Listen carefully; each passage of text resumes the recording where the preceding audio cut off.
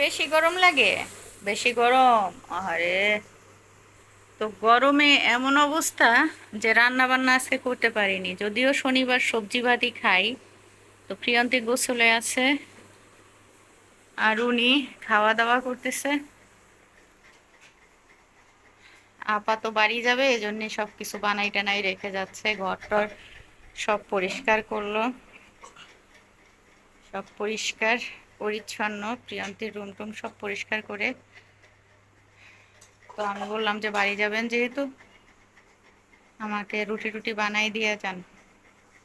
আর আজকে রান্না করছি হলো গিয়ে আলু ভর্তা, পাতলা ডাল, আর হচ্ছে ডিম। ভাত সবই নিয়ে নাও। এই যে ডিমের ডিম আরেকটা লাগে, আরেকটা খেয়ে ফেলো, বুঝছো? আরেকটা নাও ডিম। ভাত সব নিয়ে ফেলো। আর এই যে গুঁড়া কোটায় আনছি, এটা হচ্ছে যে রুটি পিঠা করব, আমাদের ঐতিহ্যবাহী রুটি পিঠা এলাকার, সেই রুটি পিঠা করব। খুব কম হবে বাতে? হ্যাঁ, ঠিক আছে। তো এই জন্য এটা আজকে কল থেকে কোটায় নিয়ে আসলো। তো প্রিয়ন্তীর ভাত আর আমার ভাত বেড়ে রাখলাম। ছোট চামিচ পাইছিলাম কোথায়, মনে হয় উপরে আপায় উঠায় রাখছে কিনা। ওই যে গোল চামচ একটা ধুয়ে রাখছিলেন আপা, না উপরে উঠায় রাখছিলেন?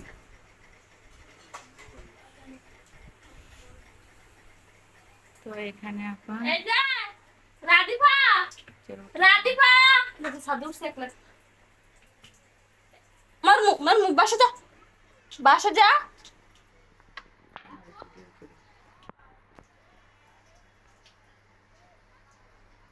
এই যে ছাদে ওঠাটা ভালো না, ছাদে রাধিফা ওঠাটা খুব খারাপ। বাসা যা সাদুর সুস্কাস খাইলে মারমু। আচ্ছা যা বাসা যা। গরমে জীবন বাইরে যেতেছিল। একটা শর্টকাট খাবার রাত্রে দরকারটা ভাজি করা। হ্যাঁ, শনিবার তো সাধারণত এগুলোই করি, কিন্তু একটু ভাজি করা করতে চাইছিলাম, আর পারি নাই কে।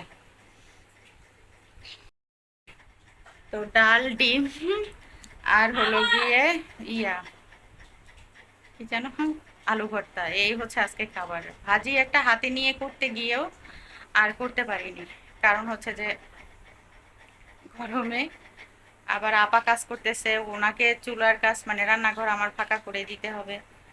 তো এই চিন্তা করে আর কি চিন্তা করলাম থাক, তো এইটাই ভালো, সেটাই তৃপ্তি করে ওরা খাচ্ছে আর কি, খেতে পারবে। আর প্রিয়ন্তে গেছিল গোসলে, তো গোসলে যায় দেখে পানি নাই, তো পানি আসলো, তো একত্রেই খেতে বসি আমরা সবাই। তো পানি আসলো, এখন এই গোসল থেকে বের হলে বসবো আর কি। তো এটা চলে আসলাম হচ্ছে গিয়ে চুলের ডক্টরের কাছে ঈদের আগের দিন তো ভেবেছিলাম অফ হয়ে গিয়েছে, যে না, পরে ফোন দিয়ে সিরিয়াল নিলাম, বললো যে না, তিনি আছেন, আজকে পর্যন্ত আছেন, আগামীকাল থেকে থাকবে না।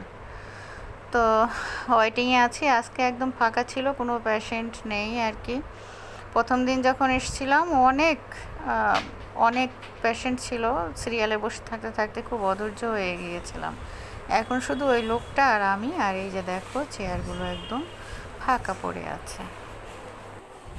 তো ঈদ উপলক্ষে আমি একটু মানে চুলে লাগিয়েছি। এতদিন তো 2 বছর 2.5 বছর পরে চুল কালো কলার শ্যাম্পু লাগিয়েছি।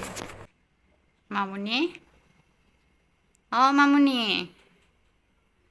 মামুনি, ঘুমু দিচ্ছ? ঘুমু দিচ্ছ তুমি? মামুনি,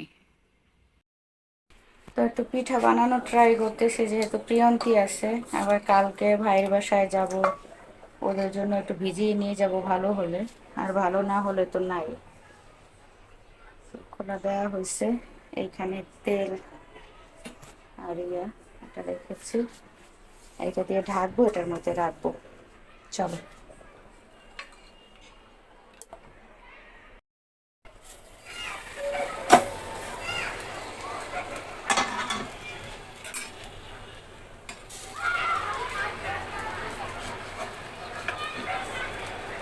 প্রথম খোলা তো একটু পাতলা হয়েছে, মনে হয় নাই।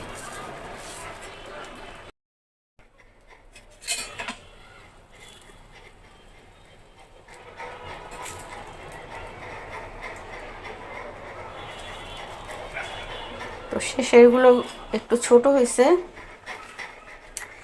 এই কটা আমার ছোট পরিবারের জন্য যথেষ্ট।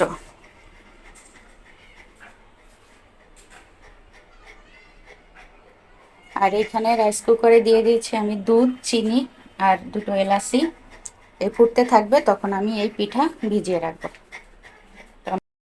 তো এখন একটু যাচ্ছি প্রিয়ন্তীকে সিএনজিতে তুলে দিতে। দুজনেই রেডি হয়ে নিলাম। তো ওকে তুলে দিব। আমরা আলাই দিলে কালকে সকালে, সকালে বলতে ওই 12টা 11টা 12টার দিকে চলে যাব আর কি। তো ওদের তো ঈদ, ওরা ওই মামার সাথে নামাজ পড়বে ওখানে। মামা তো ভাইটাই আছে, সবাই মিলে। বাচ্চাদের তো হই হলো যে ব্যাপারটা থাকে আর কি। তো কিছুতেই রাখতে পারলাম না, বললাম আমাদের সাথে কালকে যাবা, না এখনই যাব। তো ঠিক আছে, ওকে এখন দিয়ে আসতে যাই আমরা দুজনে।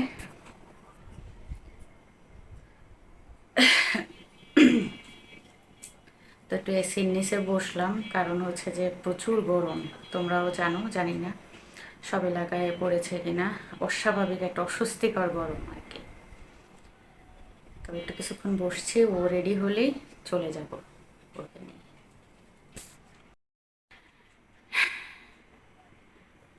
তো বাইরের এই যে দেখো, আমার ফ্রন্ট ক্যামেরাটা কি ঘোলা, আর বাইরের যে ক্যামেরা দেখো কত পরিষ্কার। এসি চলে, এসি চলে, যার কারণে শীতে এখন এই এই অবস্থা তার। খাইয়েছো, আমি আর খেতে পারবো না। চলো।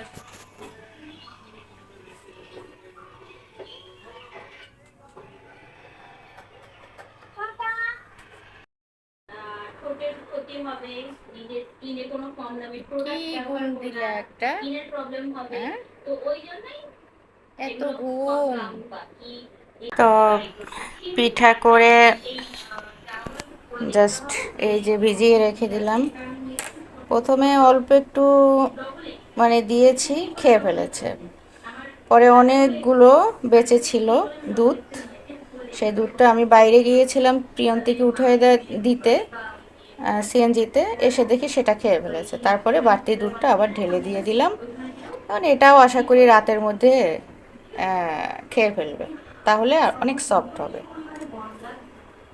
আর রাতের খাবারে আজকে মানে ভাজি করলাম, ঢেঁড়স ভাজি। এই প্রিয়ন্তী তো চলে গেল মামার বাসায়, মামার বাসায় গেল। তো আর হচ্ছে আজকে এই যে টোনাটুনি ডিম ভাজি আর ওই ঢেঁড়স ভাজি দিয়ে খাবো। আর এই যে ধুমায়িত ভাত। চলো। তো চুলটা প্রায় 1.5 বছর পরে একটু কালার করলাম। এতদিন তো মেহেদি দিতাম, মেহেদি দিয়ে দেন হচ্ছে যে রাখতাম। তো ঈদ উপলক্ষে একটু কালো কালার করলাম। তো জানি না কেমন লাগছে, অনেক বছর পরে, প্রায় 2 বছর তো হবেই আর কি। 2 বছর পরে হচ্ছে যে এই কালারটা আমি মানে অ্যাপ্লাই করলাম আজকে। তো আবার এই কালার উঠে গেলে দেন হচ্ছে আবার মেহেদি লাগাবো, কারণ মেহেদিটায় আমি ভালো সুফল পেয়েছি। আমার চুল যে উঠে গিয়েছিল, পাতলা হয়ে গিয়েছিল, এখনও আছে। তো ওই মেহেদি দেয়াতে চুল কিন্তু আমার অনেকটা গজিয়েছে আর কি। তো তোমরা যারা চুল পাতলা হয়ে গিয়েছে বা আমার মতো এরকম মানে চুল পড়ার ইসে থাকো, তারা আমি বলবো যে মেহেদি, যেটা রঙের মেহেদি, এটা কালো ডাই আছে, কালো রঙের একটা একটা মেহেদি কালার। তো তোমরা দুটোই তোমরা এনে লাগাতে পারো। যাদের পাকা চুল আছে তারা কালোটা লাগাবে, আর যাদের কালো চুল না, যেমন মনে করো যে পাকা চুল না, তো তারা ওই মেহেদি কালারটা লাগাবে। মানে এটা অনেক উপকার। আমি নিজে এটার মানে করেছি, না কোনো প্রমোশনের ভিডিও না, জাস্ট আমাকে এখন প্রমোট করতে কে বলবে। জাস্ট আমি এটা অ্যাপ্লাই করে দেখেছি, তো মজা পেয়ে আমি কি করেছি যে আমি রেগুলার ওটাই ব্যবহার করতাম। আমার চুলে ভার্গান্ডির মতো একটা কালার চলে আসছিল, সেই এজন্য আমার ওই কালারটাও ভালো লাগছিল, এতটাই আর কি। তোমরা যারা চুল প্রবলেমে ভুগছো, আমি মনে করি যে ওটা ব্যবহার করলে সুফল পাবে, আশা করি আর কি, যেহেতু আমি পেয়েছি। কারণ ওটা তো হার্বাল, ওটা তো কোনো সাইড ইফেক্ট নাই আর কি। তো চলো ভাত খাই।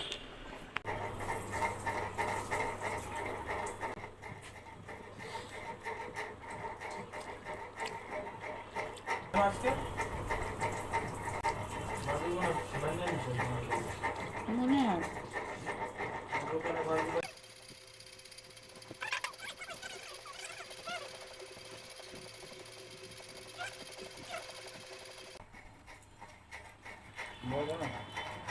দরকার নেই। তো আজকে ডিম আর ভাজি ভাত